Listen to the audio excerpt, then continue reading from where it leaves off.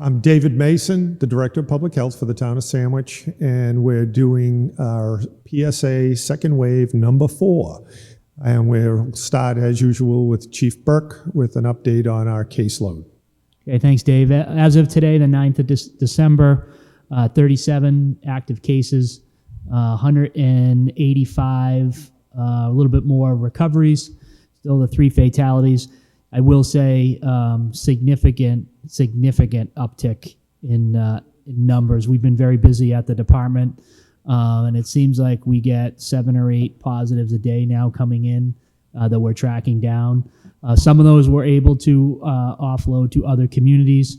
It all depends on what they put down for an address when they're testing, but some people reside in other communities, so we're able to hand off some of those numbers.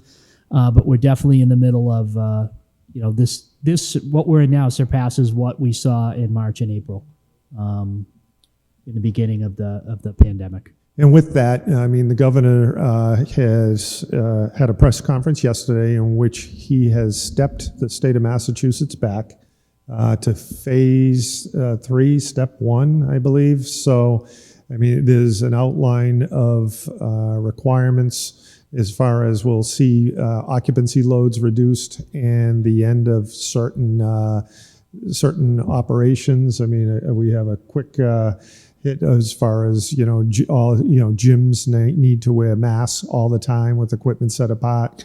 Occupancy loads of buildings are from 50% to 40%. So those businesses will be made aware of what restrictions they're under.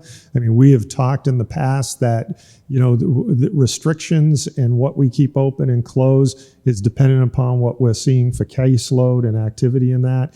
Caseload and activity is really dependent upon the people in this community. And whether you follow protocols or not, as case numbers go up, restrictions get put in place, you really have control of that situation. But what we are seeing right now is community spread. I mean, in the contact tracing done by the public health nurse and myself, we are seeing relationships between cases that are connecting. We're connecting the dots, so it is community spread at this point. So heed that warning, mask up, and follow the protocols. We will talk, we're waiting on testing facilities on the Cape. And I know we've talked in the past.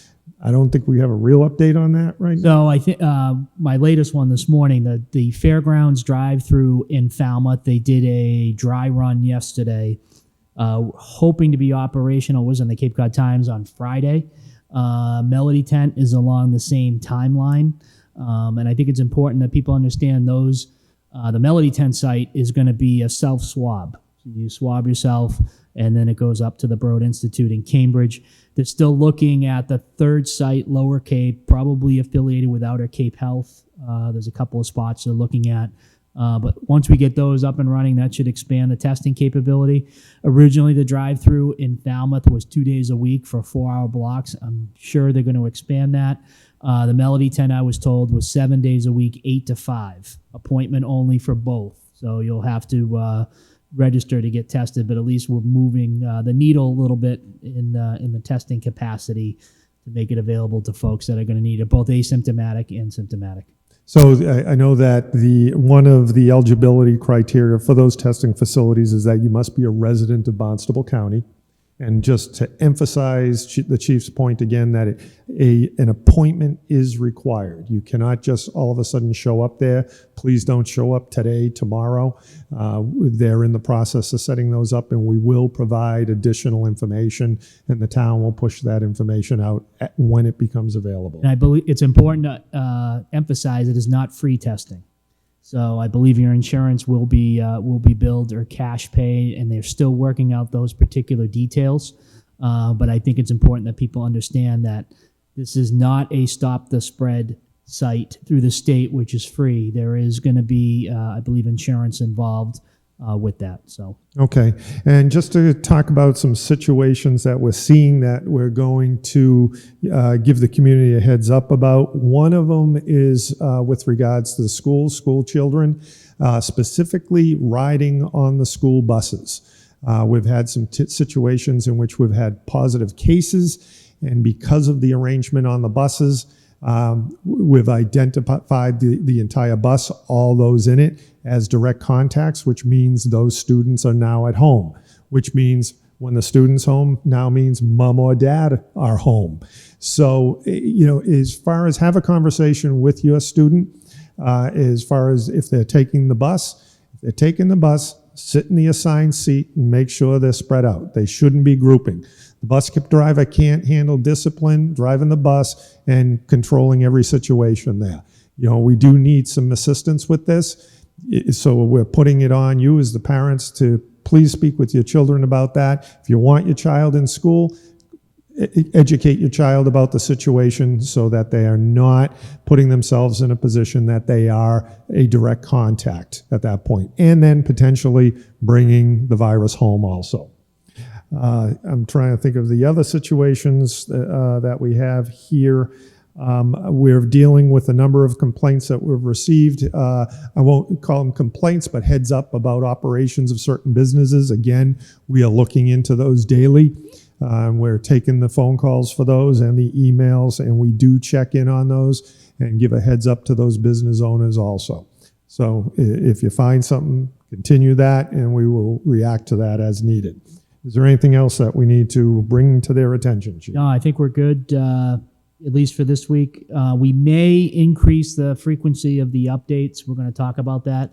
We're doing once a week right now. Depending on if the numbers continue to trend, we may do 2 days a week to keep people up to speed.